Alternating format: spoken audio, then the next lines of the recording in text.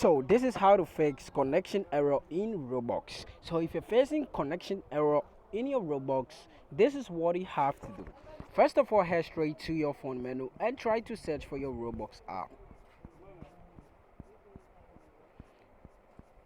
So when you find your Roblox app, what you have to do is to just use your finger to tap on it for some while. Then after that, you're going to see this pop up, which is app info. So you have to just tap on the app info. So when you tap on app info, you're going to be in the Roblox app info. So when you get over here, what you have to do is to just tap on the first stop, tap on OK, then after that tap on notifications.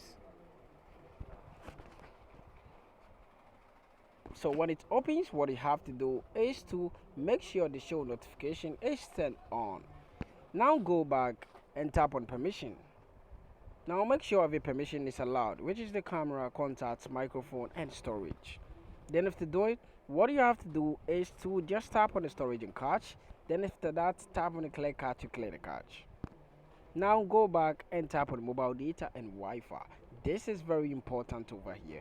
When you see that the background data is turned on like this, when it's turned off like this, just make sure it's turned on like this, as you can see over here. So after doing all this, what you have to do is to go to your Google Play Store. So tap on advanced, then after that, what you have to do is to tap on app details. So it's going to send you to Google Play Store for you to check the update. So over here, as you can see, we have update over here. So it means you have to just tap on this update to get the latest update. So just tap over here to get the latest update.